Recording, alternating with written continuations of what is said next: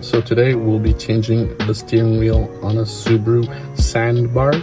This is a TT2 and it comes with an airbag. To start, you're just going to disconnect the battery and use a T35 hex key, torque key I guess, and there's 2 bolts on each side of the steering wheel. So I went ahead and disconnected both terminals on it. The ground's right over here, the negative, and I took off the positive terminal. You can go ahead and tape them up just so there's no touching. So there will be a T35 right over here and on the other side, right over there. Once those are out, just carefully pry back the cover and there's going to be a harness.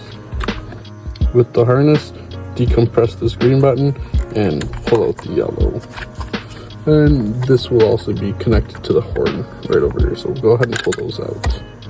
There is usually some red Loctite on this nut right over here. It is a 17 mil. Go ahead and give it some ugga-duggas. Unless you're the Hulk, you can leave this slightly on the nut on the thread and try giving a pull. If not, you're gonna have to use a steering wheel puller or some type of puller. You can thread them into these ones and then have the main one on here and just pull the steering wheel off.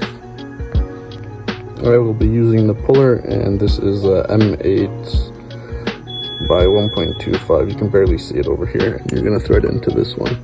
I went ahead and took off the little nut because I'm not yanking it because I don't have Hulk strength.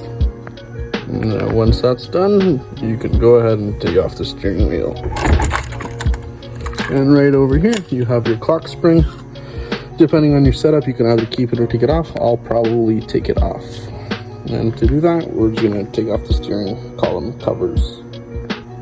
I forgot to mention, before you take anything off, you do want to make sure a line is here so you know where it's straight.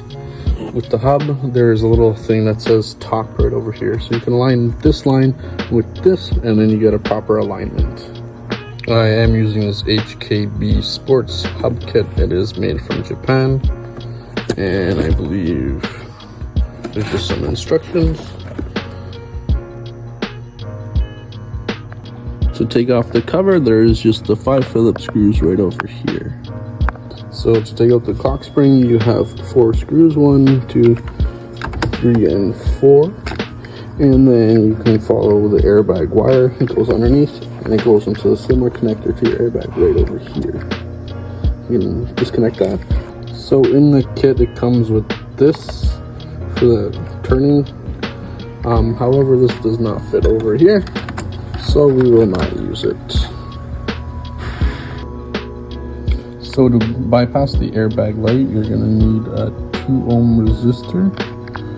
They are 2 red, black, and then gold. And we're just going to put it into the prong right over here.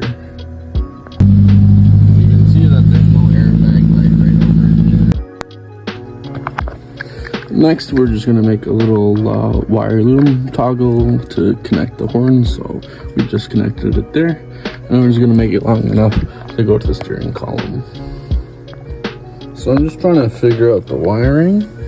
The original horn goes into the ohm button, and this is the ground. And you're going to need another wire for a bypass, because if you touch this to ground, you get your line.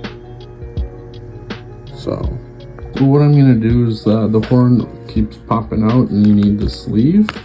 I'm just going to cut some of these tabs off and have these 2 open. So I'm just going to cut this and this. Okay, so let's go through the wiring. So we did a little pigtail right over here. So this was the original horn from the steering clock, and it goes up into here. This is your ground, so we're going to use like a little quick disconnect. This is what it looks like. So there's a 3-prong. You have 2 here and 1 slides in here. So this is just pretty much just to ground it out, and it's going to go onto the horn.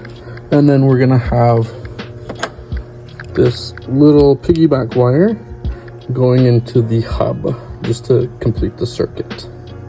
What I have done was also cut off the little excess tabs so the horn fits into the wheel and holds into this. So everything is put back together. New wheel is on with the hub. You can see that there's a bit of a nice clean fitment. It's not too far from the turn signal. However, when you take out the steering clock, or the clock steering, your cancel for the turn signal doesn't work, and I believe you don't have a lock for the steering wheel anymore. So those are the only two downsides of it. I will try to find something that works.